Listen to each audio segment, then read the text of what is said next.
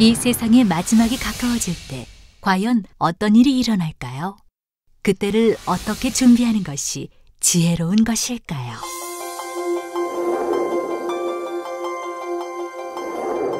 예수 그리스도의 계시라.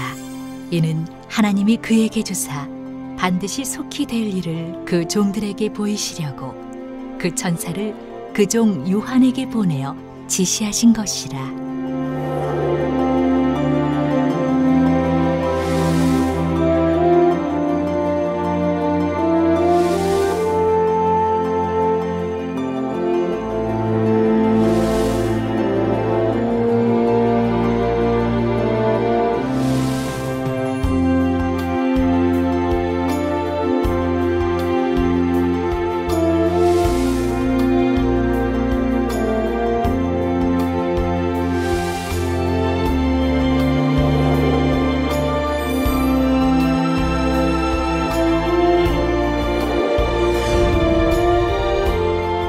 사랑하는 시청자 여러분, 세계적인 부흥사 이재롱 목사의 설교를 통해 아버지 하나님의 마음과 뜻을 깨달아 소망과 기쁨 가운데 힘차게 달려가시길 바랍니다.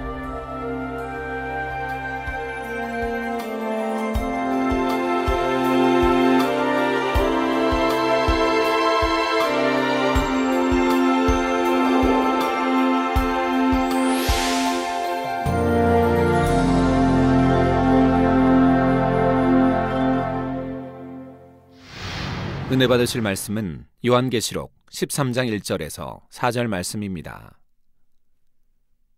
내가 보니 바다에서 한 짐승이 나오는데 뿔이 10이요 머리가 7이라. 그 뿔에는 10면류관이 있고 그 머리들에는 참람된 이름들이 있더라. 내가 본 짐승은 표범과 비슷하고 그 발은 곰의 발 같고 그 입은 사자의 입 같은데 용이 자기의 능력과 보좌와 큰 권세를 그에게 주었더라. 그의 머리 하나가 상하여 죽게 된 것 같더니 그 죽게 되었던 상처가 나음에 온 땅이 이상히 여겨 짐승을 따르고 용이 짐승에게 권세를 주므로 용에게 경배하며 짐승에게 경배하여 가로되 누가 이 짐승과 같으뇨 누가 능히 이로 더불어 싸우리요 하더라. 사랑하는 성도 여러분, GCN 시청자 여러분, 7년 환란이 깊어질수록 적그리스도는 점점 더 확고하게 세상의 권세를 장악해 갑니다. 그러면서 주를 믿는 사람들과 이스라엘 민족에 대한 탄압도 더해가지요. 그런데 전에도 몇 차례 설명했던 것처럼 요한계시록이 꼭 시간의 흐름에 따라 기록된 것은 아닙니다. 뒷장에 기록된 일이라 해서 앞장의 내용보다 반드시 나중이라고 할 수 없다는 말이지요. 뒤에 기록되었지만 먼저 일어날 수도 있고 동시에 진행되고 있는 사건들일 수도 있습니다. 또는 뒤의 내용이 앞에 나온 내용들을 부연 설명하는 경우도 있고요. 오늘 본문 13장의 내용도 12장이 진행되고 있는 상황에 대한 부연 설명입니다. 적그리스도의 세력이 권세를 잡고 행하는 구체적인 상황들을 설명하고 있지요. 1절에 내가 보니 바다에서 한 짐승이 나오는데 뿔이 10이요 머리가 7이라. 그 뿔에는 10면류관이 있고 그 머리들에는 참남한 이름들이 있더라 했습니다. 여기서 짐승이란 바로 적그리스도의 세력을 의미합니다. 그런데 이렇게 적그리스도의 세력이 권세를 잡고 세상을 주관해 가기 위해 꼭 필요한 것이 바로 컴퓨터이지요. 적그리스도의 세력은 세상을 통제하기 위해 거대한 용량의 컴퓨터 안에 온갖 정보를 입력하여 이것을 활용해 나갑니다. 컴퓨터 앞에 앉아서 이 세상 어느 곳이든지 원하는 대로 감시하고 통제하며 조정하죠. 자, 그러므로 본문에 나오는 짐승이란 적그리스도의 세력을 의미하기도 하며 그들에 의해 사용되는 컴퓨터를 의미하기도 합니다. 그렇다면 이처럼 적그리스도나 적그리스도에 의해 사용되는 컴퓨터를 짐승이라 표현한 이유는 무엇일까요? 그것은 그것들이 하나님께서 싫어하시는 모든 육의 속성을 갖고 있기 때문입니다. 만약 어떤 사람을 가리켜 짐승 같다 혹은 짐승만 또 못하다 한다면 이는 그 사람이 사람의 본분에서 완전히 벗어났음을 의미하죠. 사람의 가치관을 상실해버린, 정말 사람답게 행동하지 않기 때문에 짐승 같다라고 하고, 또는 짐승만 또 못하다 하죠. 짐승만 또 못하는 사람 얼마나 많이 있는데요. 짐승들은 뭐 그렇게, 하여튼 그 짐승들 보면 뭐 인꼬새인지 뭔지 하나가 죽으면 같이 굶어 죽는다고 하잖아요. 사랑하는 상대가 죽었기 때문에 자기도 굶어 죽는다 이 말이에요. 전에 관원장이 탔던 적토마는 주인이 죽으니까 누가 이렇게 먹이를 줘도 먹지 않고 굶어서 죽습니다. 주인 따라 죽어버린 그런 말, 적토마 유명한 그 말도 있었죠. 또 짐승은 은혜를 대부분 압니다. 저는 갈릴리나 겟세마네에서 많이 이제 체험해 본 바입니다만, 비둘기도 다리가 부러져 날지 못할 때 저희가 잡아서 단물 뿌려주고 기도해주고 이렇게 묶어 고쳐주지 않습니까? 그랬더니 그 뒤부터 비둘기가 매일 놀러 온다 이 말이에요. 아침에 놀러 와서, 새벽에 놀러 와서 밤에 가는 거예요. 밤에 매일 놀러 오는 거예요. 그러다 다음에는 자기 친구까지 데리고 또 왔던데, 친구는 은혜를 이 집에 안 받았으니까 놀다 그냥 가지마. 이 새는 안 가요. 그 저녁 이제 되면, 해질 무렵 되면 그때야 날아가고요. 새도 그런 거 봤고, 개도 그런 거 봤고, 개도 그 전에 이야기해 줬죠. 18일간 산에 덫에 치여서 눈 속에 몸부림치고 하다가 이게 쇠줄이기 때문에 덫에 감겨서 막 온통 목이 그냥 다 상처투성이죠. 깊이 파여가지고 그 쇠줄을 끊으려는데 끊을 수가 있습니까? 그러다 18일간을 굶은 거예요. 눈 속에. 다행히 그 눈을 먹으면 물은 되겠습니다만 굶은 거예요. 그런데 어떻게 풀었는지는 몰라도 사슬채 메고 집에를 찾아왔어요. 저희는 개가 이미 뭐 교통사고 나갔던 어디 누가 잡아갔던 죽었다고 생각하고 며칠 찾다가 못 찾고 말았는데, 갈릴리 기도처에서. 근데 그냥 뼈만 앙상해가지고 왔어요. 얼마나 불쌍해. 막 온통 막 이 목이 그냥 피투성이고 벌건 살인데, 그지만 정성스럽게 우리 그 기도처에 있는 이성우 또는 이용석 두 집사 아들들이 정성스럽게 고기도 과서, 물고기 잡아서 과서 이렇게 해주고 정성스럽게 해줬단 말이에요. 단물 발라주고 또 손수건 기도해주고. 그랬더니 이제 건강을 회복했습니다. 어느 개보다도 튼튼하게 건강을 회복했는데, 이 개가 얼마나 주인을 따른지 몰라요. 옛날은 주인을 안 따라서 풀어만 놓으면 집 밖에 나가가지고 그런 변을 당했는데, 이제는 집 밖에 나가지도 않고 그냥 주인만 절절절절. 주인이 밤에라도 이렇게 나가면 어디 있든 또 쫓아와요. 저도 밤에 뭐 12시, 1시에 이렇게 나가면 어디에 있는지 알아도 쫓아오는 거예요. 냄새. 나고 절절절 따라다니고, 그렇게 참 주인을 좋아하는 거 맞습니다. 그 은혜를 잊지 않고 그렇게 하더라 이 말입니다. 근데 사람은 그러지, 원수를, 은혜 받은 사람 원수로 등 돌리는 경우가 얼마나 많이 있습니까? 그렇기 때문에 짐승받아 못하다 하는 경우가 있죠. 그래서 전도서 12장 13절에 이르 결국을 다 들었으니 하나님을 경외하고 그 명령을 지킬지어다. 이것이 사람의 본분이니라 했습니다.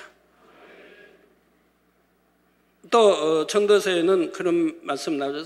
사람을 하나님이 시험한 즉 짐승과 다름이 없더라. 이 또 말씀하고 있죠.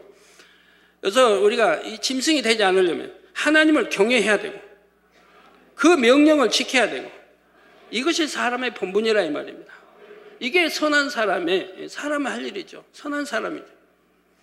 이 말씀대로 사람의 본분은 창조주 하나님을 경외하고 말씀을 지켜 행함으로 마음의 선을 이루어 하나님의 형상을 회복하는 것이지요. 그런데 적그리스도는 컴퓨터로 세상을 장악하여 하나님을 크게 대적해 나갑니다. 선과는 전혀 반대되는 악에 악을 더해 가지요. 그러니 이러한 적그리스도의 세력과 그들의 통제 수단으로 사용되는 컴퓨터를 짐승이라 표현하는 것입니다. 그런데 이 짐승이 바다에서 나왔다 했습니다. 바다란 세상을 의미하며 곧 세상의 열국 백성을 의미합니다. 짐승이 이러한 바다에서 나왔다는 것은 적그리스도가 열왕과 열국을 지배한다는 의미이지요. 더 나아가 적그리스도의 세력은 세계의 경제권까지도 완전히 장악합니다. 이 세상의 부와 명예와 권세를 한 손에 다 가지고 있는 막강한 세력이지요. 앞서 12장에서 살펴본 것처럼 적그리스도의 세력은 이스라엘을 완전히 장악하여 거룩한 성전 안에까지 자신의 권세를 뻗칩니다. 이스라엘과 중동 지역을 중심으로 벌어지는 세계 열강들의 각축전 사이에서 완전히 주도권을 잡은 것입니다. 자, 이제 세계 정세의 판도는 정치적으로도 경제적으로도 군사적으로도 완전히 유럽 연합의 주도로 돌아가지요. 세계 경제의 가장 큰 힘이 되는 중동의 석유나 세계 곳곳의 각종 자원들까지도 다 유럽 연합이 좌지우지할 수 있게 됩니다. 우리나라도 73년대 석유 파동 때 얼마나 우리나라가 힘들었습니까? 더군다나 또 78년인가요? 9년인가요? 석유 파동 때는 얼마나 참 힘든 생활을 했어요. 경제가 그냥 전부 마비 상태가 돼버리죠, 우리나라. 경제가요. 심지어는 뭐 청와대 대통령 집무실에도 불을, 겨울에도, 한겨울에도 불을 피우지 않았으니까요. 그래서 각종 공무원 뭐 집무실 어디든 그냥 겨울을 들들 떨면서 이렇게 집무해야 했지 않습니까? 그러면서 기름 한 톨 나지 않기 때문에 기름을 구해보고자 해도 구할 데가 없습니다. 기름을 달라고 아무리 세계에 손뻗쳐봐도 기름을 팔지 않는다면, 그리고 기름값은 그때 10몇 달러짜리가 10하여튼 2, 3달러인지 하여튼 몇 달러가 50달러 넘게 올랐다 이 말이에요. 그러니 뭐 기름 살 돈도 없거니와 또 팔지도 않는다면 가만둬도 기름만 오르니까, 오늘 다르고 내일 다르고 오르니까 내일 이렇게 석유 파동이, 기름 파동이 이렇게 전 세계를 잠무섭게 흔들어 버립니다. 그래서 우리나라에 참 그때 힘들었죠. 기름을 구할 수가 없으니까. 이제 수출한다고 수출이 이제 늘어서 이제 뭐 100억 달러 뭐 이렇게 수출해 가는 판인데, 기름이 이렇게 되면 수출도 못 하게 되죠. 공장 가동이 다 중지되고요. 어찌 됩니까? 기름 하나 구할 데가 없으니까.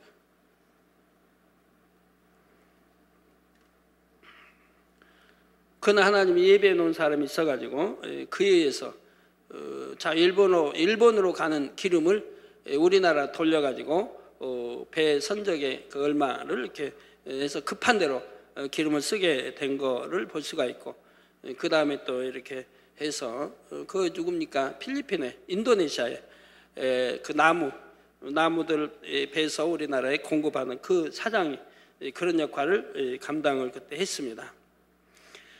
예, 그만큼 경제적인 힘이 대단해지는 것이지요.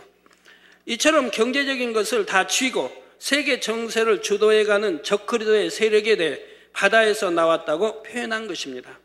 이 짐승은 뿔이 10이요 머리가 7이라 했습니다. 이는 유럽 연합이 여러 나라들의 연합체인 것을 말합니다. 유럽 연합을 주도해가는 세력이 있고 또 그들을 뒷받침하는 세력이 있지요. 이런 연합체가 하나의 힘을 발휘하려면 각 나라의 머리된 사람들이 힘을 모아줘야 합니다. 그런데 10뿔에 10면류관이 있다 했습니다. 이는 그만큼 힘과 권세를 가진 머리들이 모여서 하나의 연합체를 이루어졌음을 의미합니다. 각 나라의 힘을 가진 머리들이 모여 그들 안에서 하나의 머리를 뽑음으로 그가 곧 연합의 전체의 머리가 되는 것이지요. 각 나라의 머리들만 힘을 모아주면 전체의 머리된 자는 자연히 연합 전체를 주관해 나갈 수가 있는 것입니다. 그래서 적그리스도의 세력은 각 나라에게도 나름대로의 권한을 주고 각각의 머리된 자에게도 권세와 힘을 주지요. 그들이 연합하여 자신을 뒷받침하도록 만들어 가게 됩니다. 다음으로 그 머리들에는 참남한 이름들이 있더라 했습니다. 참남하다는 것은 분수에 맞지 않게 너무 지나치다는 의미입니다. 바로 하나님을 대적하여 높아진 루시퍼와 그에 속한 악한 영들이 참남한 것이지요. 또한 이러한 악한 영들의 사주를 받아 활동하고 있는 적그리스도의 세력과 그들에게 동조하는 모든 자들도 결국은 하나님을 대적하는 참남한 자들입니다. 이처럼 참남한 자들에 의해 주도되고 그들에 의해 움직여지는 것이 바로 짐승이라는 사실입니다. 2절에 내가 본 짐승은 표범과 비슷하고 그 발은 곰의 발 같고 그 입은 사자의 입 같은데 용이 자기의 능력과 보좌와 큰 권세를 그에게 주었더라 했습니다. 참 계시록 어렵죠. 여러분 읽어보시면 어렵죠. 자, 이 말씀의 비유들만 보아도 짐승이 얼마나 사납고 두려운 존재인지 어느 정도 느낄 수가 있습니다. 표범은 심히도 사납고 강하며 매서운 짐승입니다. 이는 적그리스도가 자신들과 반대되는 것, 조금이라도 그들의 체제에 반항하는 자들에게는 무자비하게 짓밟아 버린다는 의미입니다. 우리 공화국 보니까 무자비하게 도전한다, 정권에 도전한다, 아니면 여하튼 누가 도전할 기미만 보인다고 하면 무자비하게 쳐 없애더라고요. 아니면 소문만 듣고, 실제 본인들이 대통령 출마하려고 한 것도 아닌데 같은 그 땅에서, 그런데도 누가 이렇게 누가 전해주면 그 소문만 듣고 결국 그를 조사하게 하고 그들을 따르는 모의 같이 하는 이들을 조사하게 해서 가지가지 고문을 가하고 하는 걸 보게 돼요. 근데 너무 억울하게 당하는 거죠. 근데 여기 이제 적그리스도도 마찬가지입니다. 곰도 사나운데 곰의 발에는 큰 힘이 있죠. 그 앞발로 한번 내리치기만 하면 사람의 생명을 앗아갈 수 있습니다. 곰은 얼마나 힘이 세니까 이렇게 곰의 발로 만약에 짐승의 왕 사자를 할지라도 앞발로 그냥 딱 내리친다면 사자도 참 불구가 될 수밖에 없죠. 짐승의 발이 곰의 발 같다는 것은 그 자신을 지탱하고 지지하는 힘이 심히 크다는 것을 표현합니다. 세계의 머리로서 경제력, 군사력 등을 아주 든든하게 갖추고 있다는 말이지요. 또 입은 사자의 입 같다 했습니다. 어지간한 짐승들은 사자의 입에 한번 물리면 뼈까지 바스라집니다. 제대로 물렸을 때 살아남을 가능성이 거의 없지요. 사자의 힘은 그렇게 강하고 거기다가 턱, 그 이빨 이런 것들이 그렇게 강하기 때문에 한번 물리면 놓질 않는 거예요. 한번 물면. 그래서 누나, 얼룩말, 이 큰 것들도 사자가 앞으로 가서 이렇게 목을 물게 되면 숨통이 끊어질 때까지 물고 있는 거죠. 그러니까 죽을 수밖에 없게 되죠. 이는 짐승이 포효하는 사자의 입처럼 아주 기세 등등하다는 뜻입니다. 만약 곰의 발과 사자의 입을 가지고 표범같이 살기 등등한 짐승이 실제로 눈앞에 있다면 이 얼마나 두려운 존재이겠습니까? 이러한 적그리스도의 세력은 모든 힘과 권세를 동원하여 하나님을 대적하며 믿는 사람들을 핍박합니다. 제가 밀양 산에서 텐트 치고 기도할 때는 그 멧돼지들이, 산에 멧돼지들이 있었어요. 그 멧돼지 발자국들이 있고, 그래서 저는 또 참 멧돼지 힘이 얼마나 센지 모르고 멧돼지 빨리 좀 나타났으면 좋겠다. 그러면 돌멩이, 그냥 거기 돌멩이 산 많으니까 그냥 돌멩이로 탁 덤비면 그냥 내리치면, 머리에 뒤통수 내리치면 지가 죽지 살겠네 하고 이렇게 생각을 해서 멧돼지를 전혀 두려워하지 않았습니다. 하여튼 나타나면 좋겠다 이렇게 했는데, 나중에 동물의 왕국 보면서 멧돼지 보니까요, 힘이 너무 좋아가지고 그거 돌 하나로 맞아서 참 죽을 것 같지 않더라고요. 안 죽으면 화가 나가지고 또 덤빌 텐데. 그래서 야, 참 멧돼지 안 나타난 거 천만 다행이다 생각을 했는데 멧돼지도 그렇게 힘이 세더라고요. 자, 그런데 이러한 짐승에 대해 용이 자기의 능력과 보좌와 큰 권세를 그에게 주었더라 했습니다. 여기서 보좌란 존경과 경배를 받는 위치를 말합니다. 보좌에 앉는 사람이라면 그는 지위가 높은 사람이요 다른 사람들의 존경과 섬김을 받는 사람이지요. 용 곧 루시퍼는 하나님처럼 높임받기 위해 하나님을 대적했으며 사람들로부터 경배받는 것을 심히 좋아합니다. 용이 짐승에게도 이처럼 자신과 같이 경배받을 수 있도록 보좌를 주었다는 말입니다. 짐승 곧 적그리스도의 권세와 컴퓨터의 능력이 너무나 대단하기 때문에 사람들은 그것을 심히 존경하게 되지요. 컴퓨터의 능력을 힘입어 사람이 상상할 수 없는 일들까지 해내는 것을 보면서 사람들은 두려움과 함께 존경까지도 나타내는 것입니다. 그런데 짐승의 이러한 모든 능력과 권세는 근본적으로 루시퍼에게서 나옵니다. 악한 지위와 능력을 공급하여 그의 뜻대로 세상을 주도하도록 조종하지요.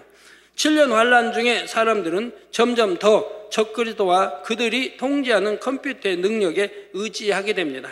성도 여러분, 오늘날 문명이 발달하면 할수록 기계 문명은 사람들에게 편리를 더해줍니다.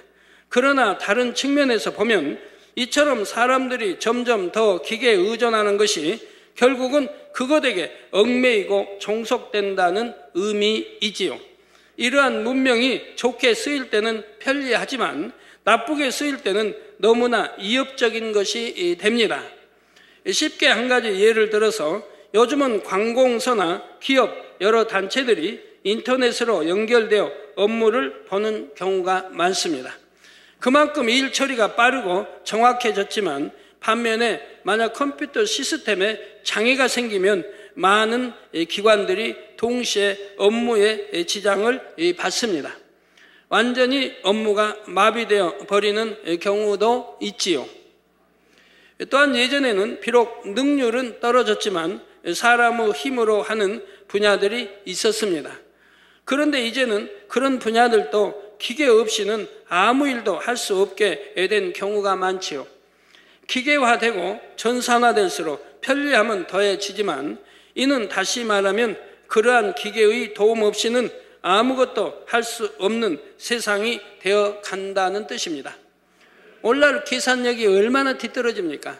이제 다 기계에 의해서 계산하고 또 처리하기 때문에 이제는 뭐 곱하기 뭐 안 배워도 되고 나누기 안 배워도 되고 뭐 플러스 마이너스 안 배워도 된다 이 말이에요. 이게 주산 없어진 지가 오래됐겠죠? 지금 학교에서 안 배우겠죠 그런 거? 요즘 학교에서 주산 배웁니까? 안 배워요? 네. 요즘 이제 그런 거 계산 능력이 점점 떨어집니다. 전부 이제 그런 계산기에 의해서 하기 때문에 그러니 사람들은 점점 기계에 의존하게 되고 컴퓨터의 통제력은 날로 커져만 갑니다. 누군가가 컴퓨터망을 완전히 장악해서 자기 마음대로 조정해 나갈 수 있다면 이는 엄청난 권세인 동시에 위협이 될 수가 있지요.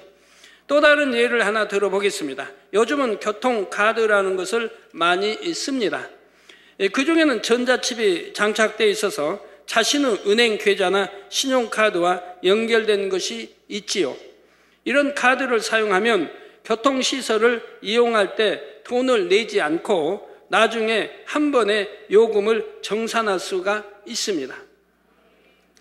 현금을 가지고 다닐 필요가 없고 매번 돈을 내고 타야 하는 수고로움도 없지요.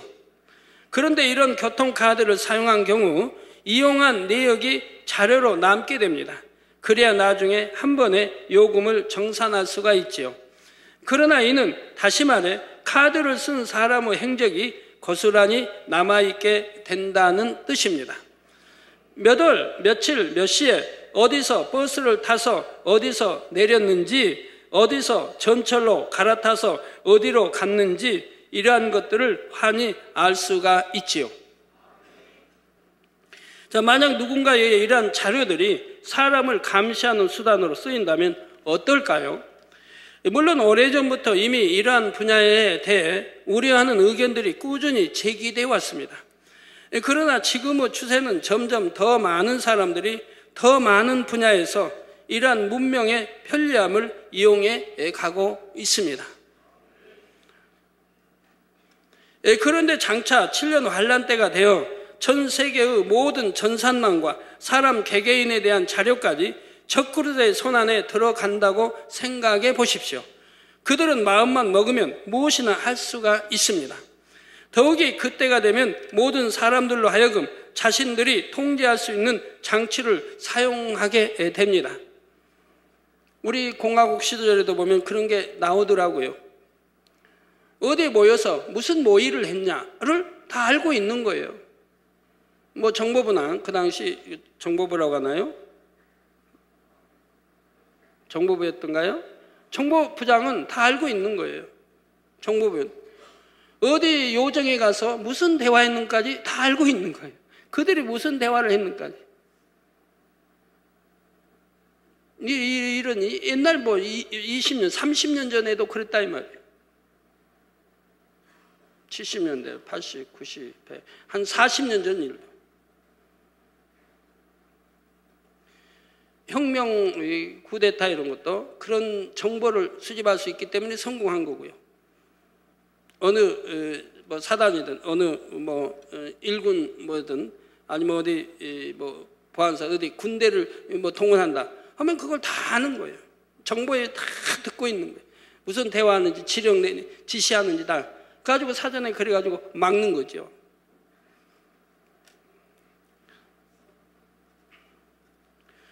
예를 들어 모두가 특정한 전자칩을 사용해야만 교통시설을 이용할 수 있다거나 거래를 할 수 있도록 만드는 것이죠. 건물을 들어갈 때도 심지어는 집에 들어갈 때도 교통시설을 사용할 때도 무엇을 할 때도 항상 그것을 사용하게 됩니다. 그러면 이것을 사용하는 사람은 하루 24시간 내내 모든 행적을 추적당할 수 있지요. 지금 이미 이러한 시대를 향해 인류는 계속해서 다가가고 있습니다. 지금은 아주 사소한 것이라 생각하지만 이것을 거꾸로 생각해 보면 이미 아주 사소한 것까지도 다 통제되는 세상이 왔다는 말이 됩니다. 그럼에도 대부분의 사람들은 편리함 때문에 이러한 사실을 크게 느끼지 못하는 것이지요. 설령 느낀다 해도 점점 무뎌지기 때문에 결국은 더 깊이 물들어가게 되는 것이고요.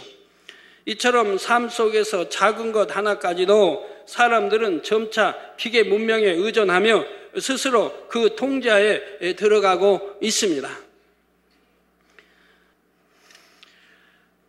그러니 만약 누군가가 사람들을 통제하고 다스려 나가기 위해 이 문명을 장악한다면 그것은 엄청난 권세와 힘이 되는 것입니다. 바로 짐승이 용으로부터 이러한 힘과 권세를 받아 누리게 되지요.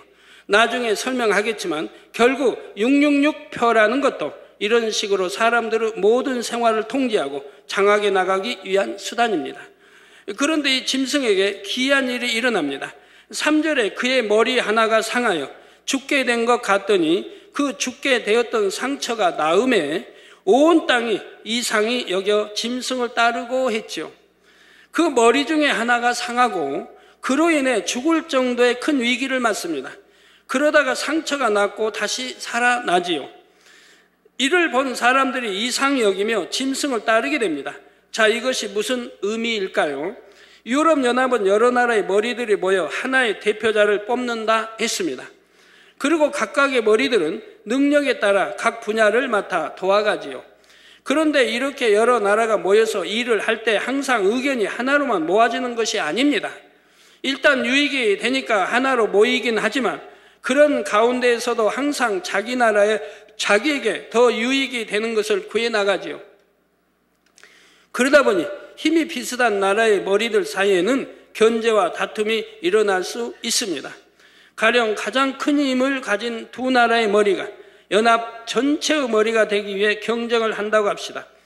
비슷한 실력으로 경쟁을 했지만 결국은 둘 중에 하나가 머리가 되지요.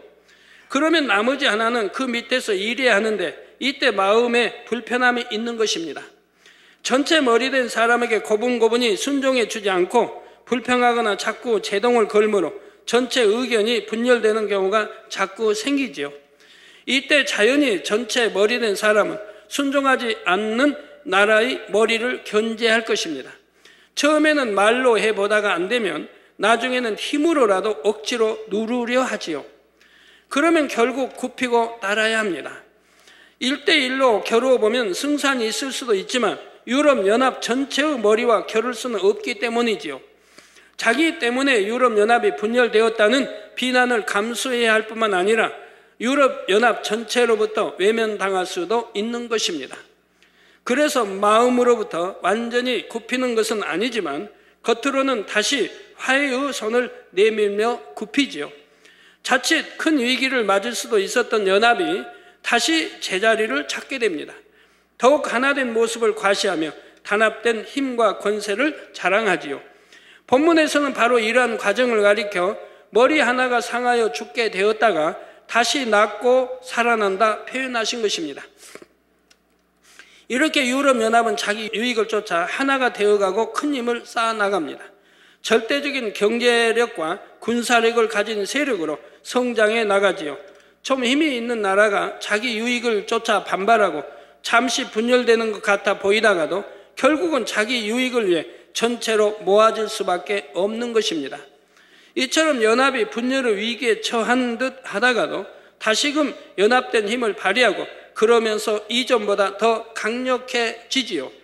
사람들은 이러한 것을 보면서 그들을 더욱 두려워하게 되지만 한편으로는 더욱 신뢰하게 됩니다. 사람의 감정이라는 것이 이렇습니다. 평소에는 소중한 줄 모르다가도 막상 그것을 잃을 상황이 되면 안타까워하지요. 그리고 잃을 뻔했던 것을 다시 얻게 되면 그때는 이전보다 더 소중하게 여깁니다. 본문의 상황이 이와 비슷하지요. 컴퓨터를 통해 세계를 통제하던 적그리스도가 잠시 분열의 위기를 맞게 되면 많은 사람들이 긴장을 하게 됩니다. 그 영향이 곧바로 나타나기 때문이죠. 이것이 무슨 말일까요?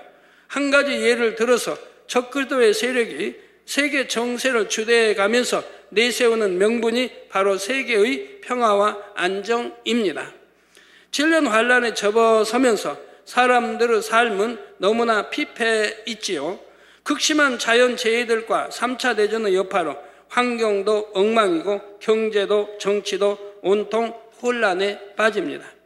곳곳마다 치안의 부재로 인해 강도와 폭도들이 날뛰게 됩니다.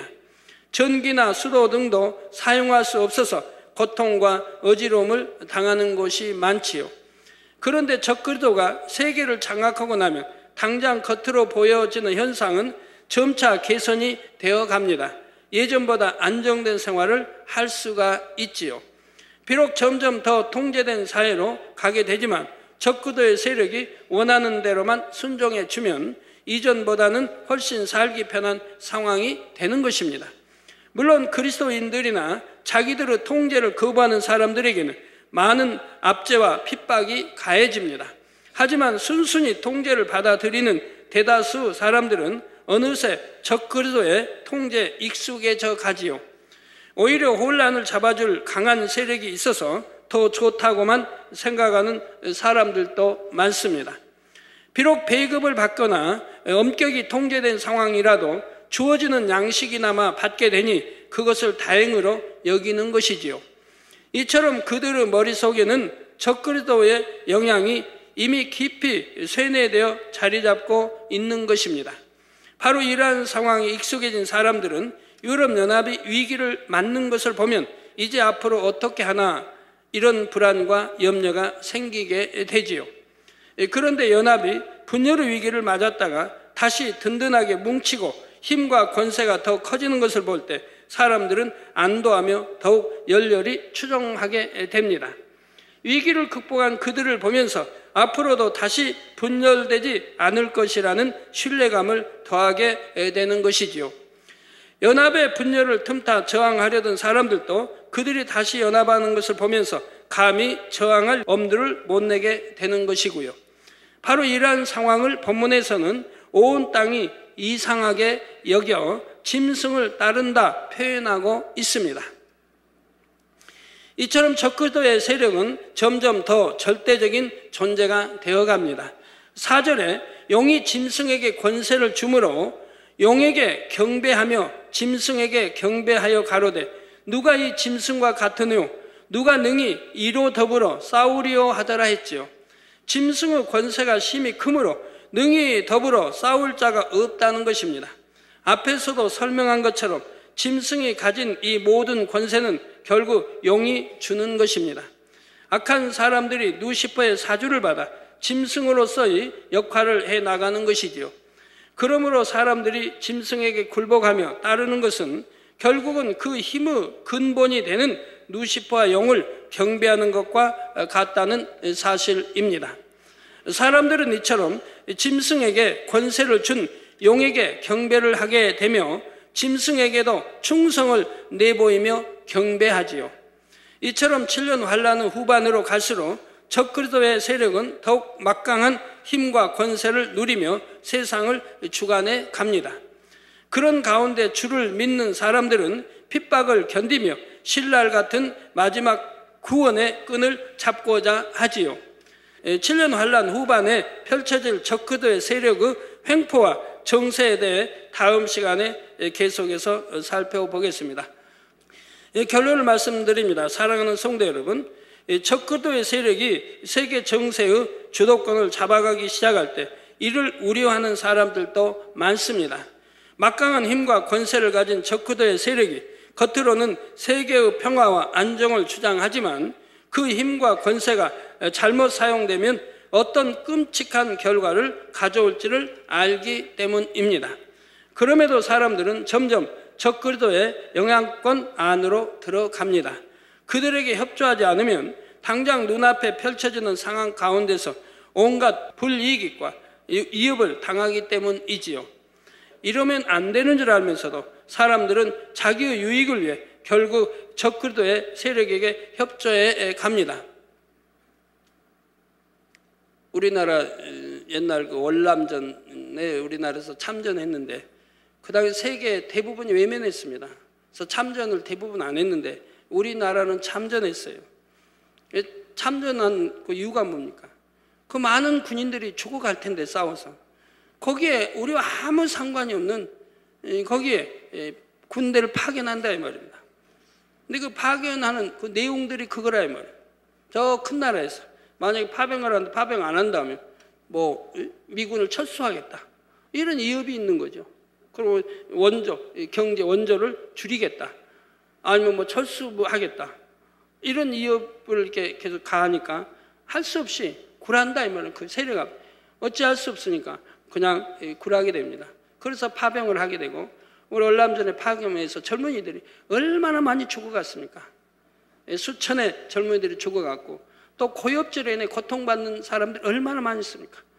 오늘 또 고엽제로 인해 기도받으러 사택에 오셨던데 부모님이 아버지가 고엽제 월남전에 가서 고엽제 이렇게 했는데 그 아들 때 그게 이어진다 이 말입니다. 그래서 아들이 고엽제로 지금까지 오랜 세월 고통을 받아왔다 이 말입니다. 가지고 저에게 와서 기도받으면서 지금 좋아지고 있는데요. 자, 주를 믿는다고 하는 사람들 중에는 그들이 적그리스도의 세력임을 알면서도 점점 그들이 통제하는 삶에 젖어드는 경우가 생기지요. 직접 주를 부인하라는 것이 아니니까 하면서 자신이 처한 상황을 합리해 가는 것입니다. 이는 오늘날도 마찬가지입니다. 원수 마귀 사단이 내놓고 사망의 길로 미혹에 가는 경우보다는 서서히 젖어들게 만드는 경우가 많습니다. 이것쯤이야 하면서 조금씩 세상의 마음을 내어주게 만들고 육으로 빠져들게 만드는 것이지요. 뻔히 죄인 줄 알면서도 자기 유익을 쫓아 빠져들어 가는 사람들도 있고요. 베드로전서 5장 8절에는 근신하라 깨어라 너희 대적 마귀가 우는 사자같이 두루 다니며 삼킬 자를 찾나니 말씀합니다. 그러니까 근신하라 깨어 있으라는 거죠. 너희 대적 마귀가 우는 사자같이 두루 다니며 삼킬 자를 찾고 있다 이 말입니다.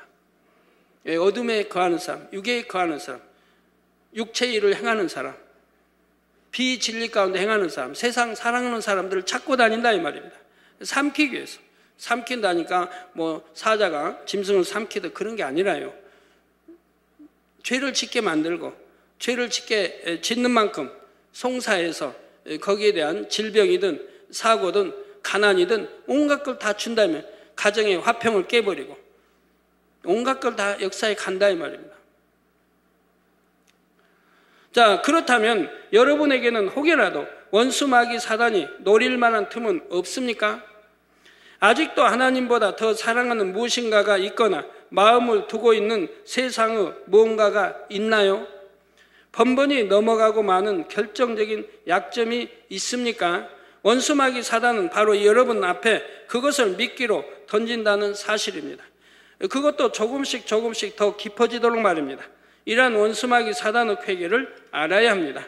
그래서 어떠한 상황에서도 비진리와는 결코 타협하지 않는 신앙을 지켜나가시기 바랍니다. 물론 그것이 사랑이나 긍휼이 없고 자기 보기에 의를 주장하는 신앙으로 잘못 나가서는 안 되지만 말입니다.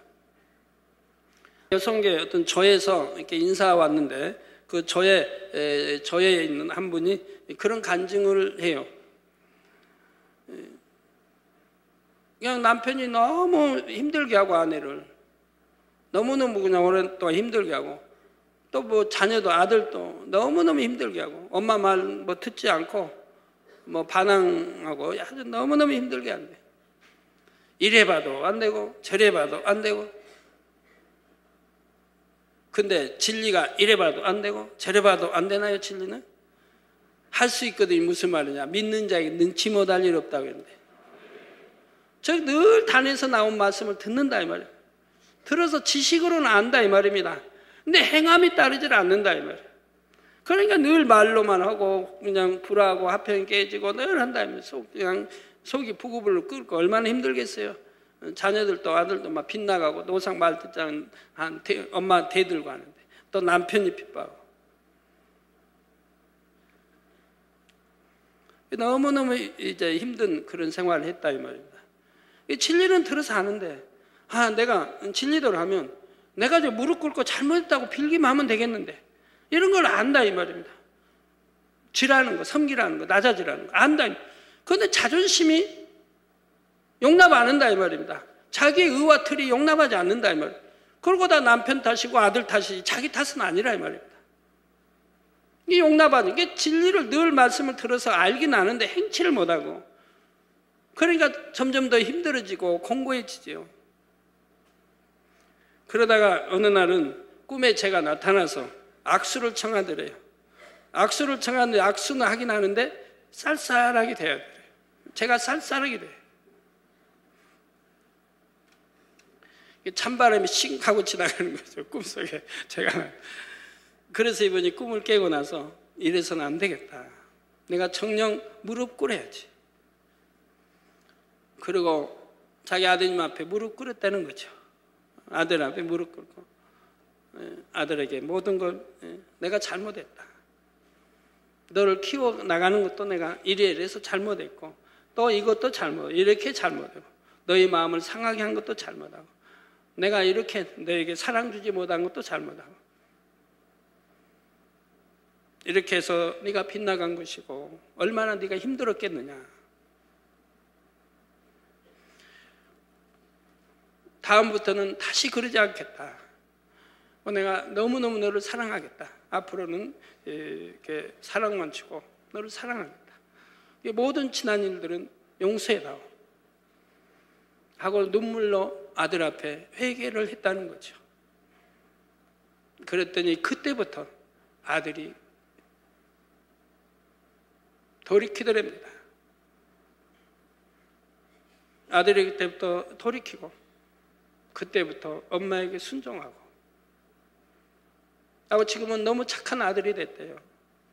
남편도 지금 착한 남편이 돼서 충성하는 남편이 되고요. 가지고 어찌할 줄 몰라요. 당회장님 너무너무 행복해요. 아니면 벌써 이혼했을 텐데 지금은 너무너무 가정이 행복해요.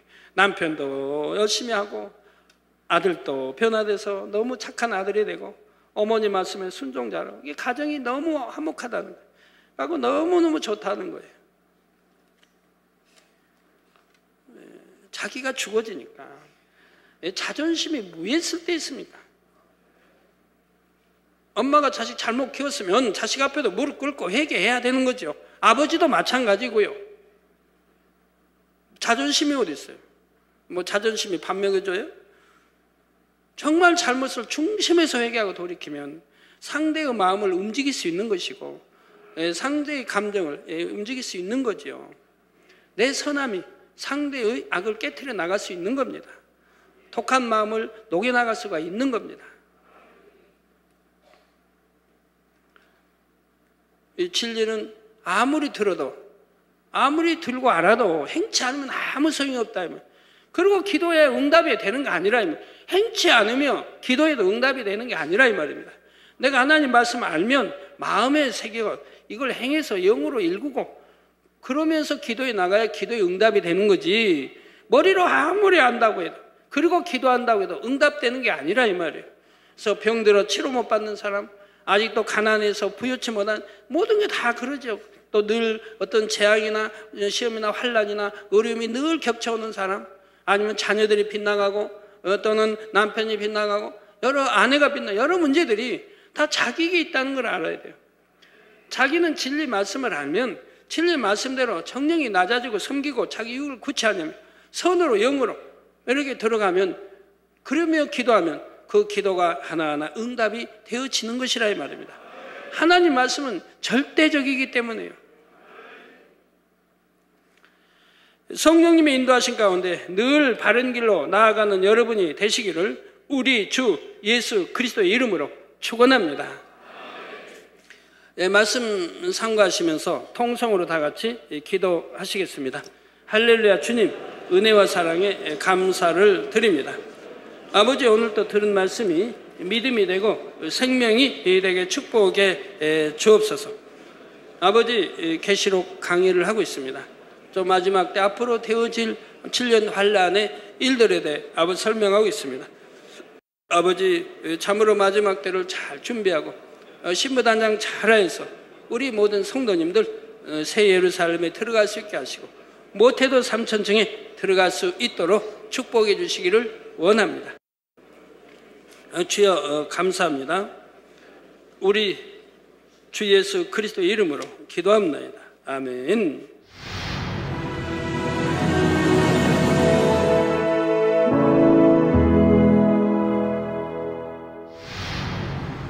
할렐루야. 전능하신 사랑의 아버지 하나님, 이 시간 기도받는 모든 성도님들 위해 안수하여 주옵소서. GCN 방송 시청자들이 인터넷과 화상을 통해 기도받는 지교회와 지성전 그리고 전세계 하나님의 자녀들 위에도 시공간을 초월하여 역사하여 주시기를 원합니다. 믿어지는 믿음을 주시고 부정적인 생각과 의심의 세력을 물리쳐 주옵시며 모든 시험 환난도 물리쳐 주옵소서. 머리부터 발끝까지 오장육부 뼈 마디마디 온몸의 신경 조직 세포 등 아픈 곳마다 성령의 불로 태우시고 근본의 빛으로 역사하여 주옵소서. 예수 그리스도의 이름으로 명하노니 원수마귀 사단 모든 질병 균 연약함아 물러가라. 빛이 임하라. 모든 불치 난치병도 성령의 불로 태워 깨끗하게 역사하여 주옵소서. 말라리아를 비롯한 모든 풍토병도 물리쳐 주옵소서.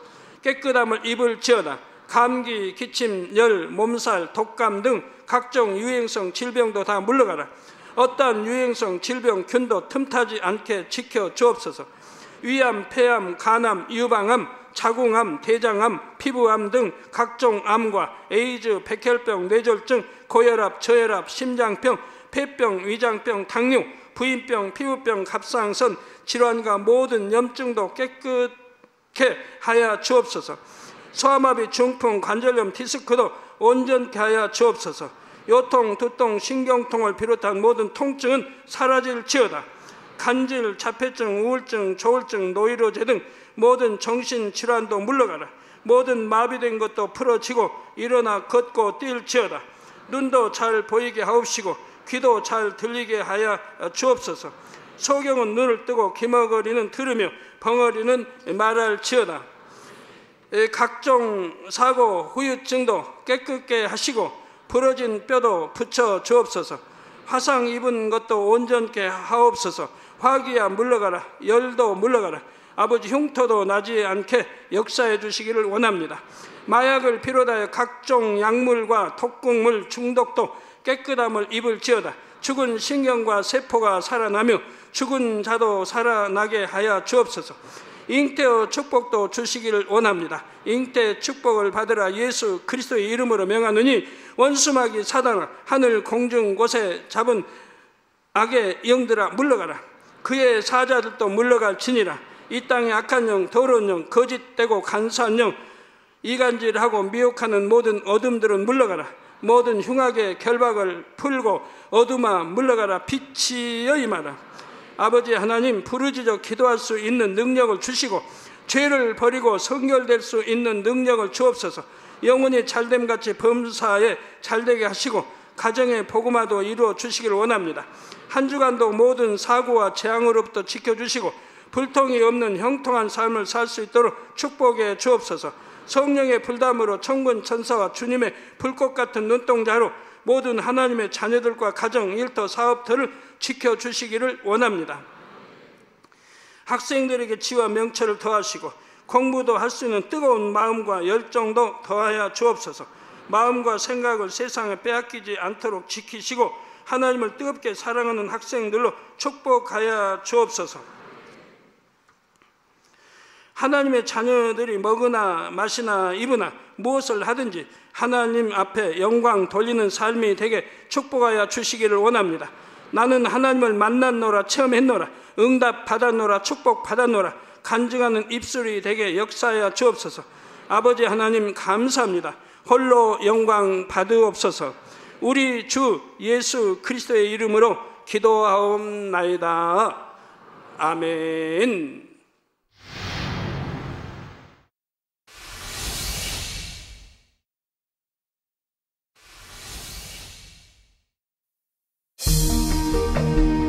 이 세상의 마지막이 가까워질 때 과연 어떤 일이 일어날까요? 그때를 어떻게 준비하는 것이 지혜로운 것일까요? 요한계시록에 그 해답이 담겨 있습니다. 마지막 때를 깨어 준비하며 신부단장할 수 있도록 마지막 때에 속히 되어질 일에 대해 세세히 기록한 요한계시록. 사랑하는 시청자 여러분, 세계적인 부흥사 이재롱 목사의 설교를 통해 들은 말씀을 지켜 행함으로 진정 복 있는 사람들이 되시길 바랍니다. 오늘 말씀 본문을 통해 여러분을 향한 하나님의 뜻을 묵상해 보시겠습니다.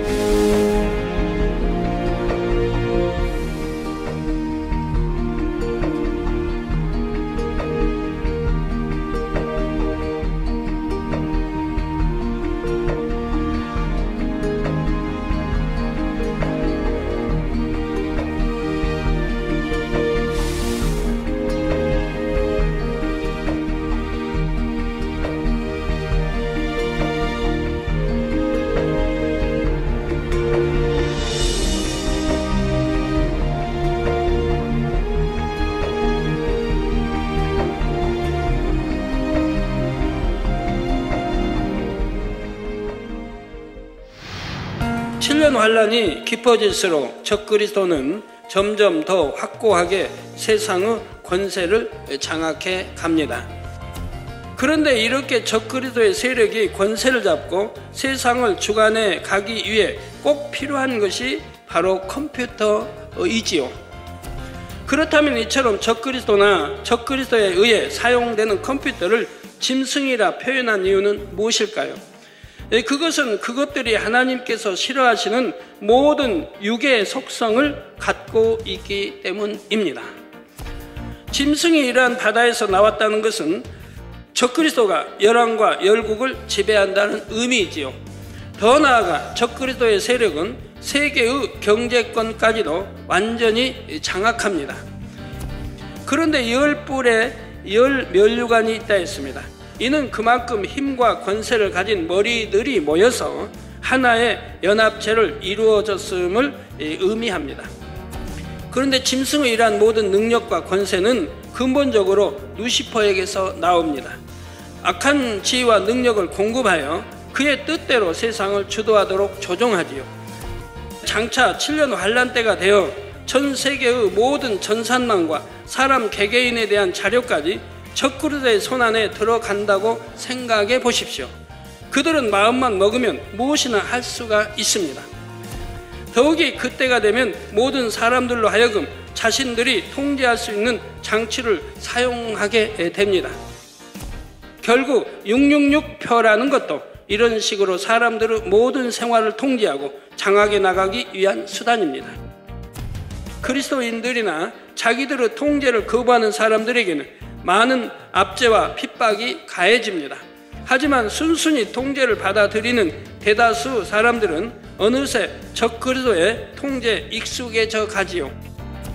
악한 사람들이 루시퍼의 사주를 받아 짐승으로서의 역할을 해나가는 것이지요.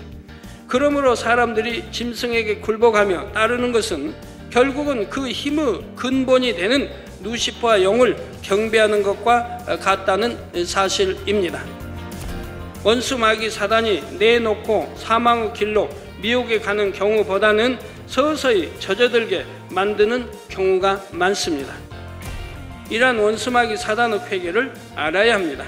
그래서 어떠한 상황에서도 비진리와는 결코 타협하지 않는 신앙을 지켜나가시기 바랍니다.